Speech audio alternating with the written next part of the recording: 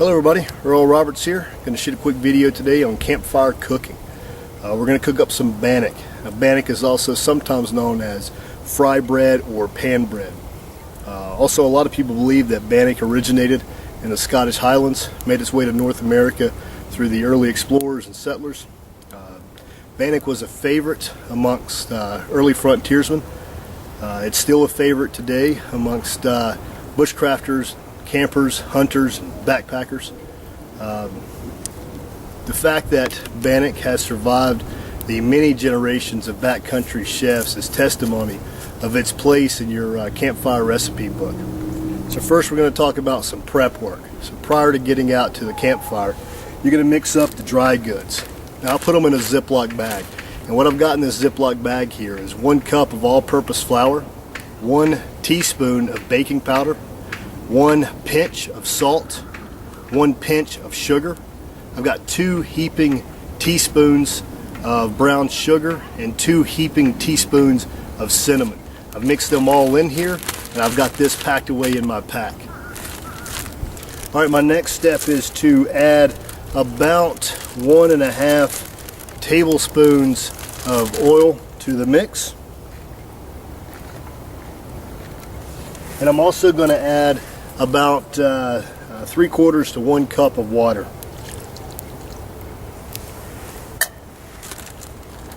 I'm going to seal this up, making sure the air's out of it.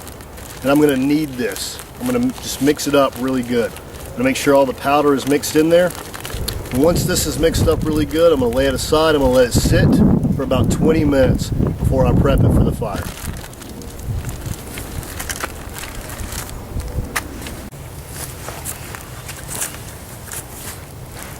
Okay, so I've talked about my water kit and my cook kit in other videos. To get a better look at those, feel free to please check those out. But what I'm going to do is I'm going to take my cook kit and my water kit, and I'm basically going to create like a Dutch oven. What I'm going to do is I'm going to take the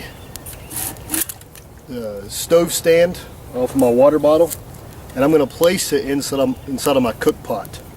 What that's going to do is that's going to raise the cooking area up off the bottom of the cook pot. I'm going to use my lid, my nesting cup lid. I'm going to lay that in there. It's going to act kind of like a plate. And this dough that I pull out, I'm going to shape that.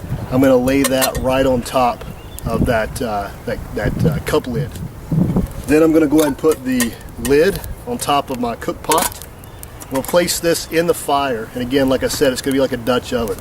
So I'm going to have some coals on the bottom, and I'm going to lay quite a few coals on the top, and I'm going to let that bake in there. All right?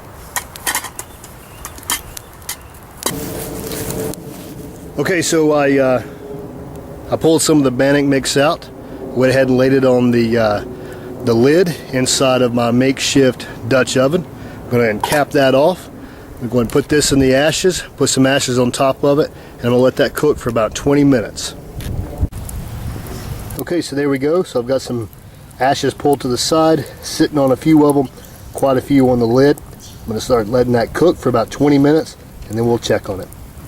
Alright, it's been about 20 minutes. I'm going to go ahead and pull this out of the fire, knock the coals off the top, pull it out of the fire, and we'll see if the bread's done. One thing I need to add is the 20 minutes that it was cooking, I made sure that the ashes on top were always red ashes. So you had to add to those every once in a while. Keep an eye on it while it's cooking. Alright, so let's pull this out and see what we got. Alright, here we go.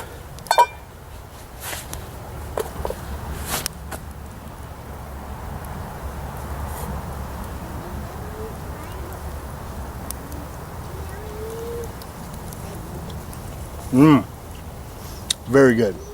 One method of cooking bannock. I hope you enjoyed the video, and I'll catch you next time.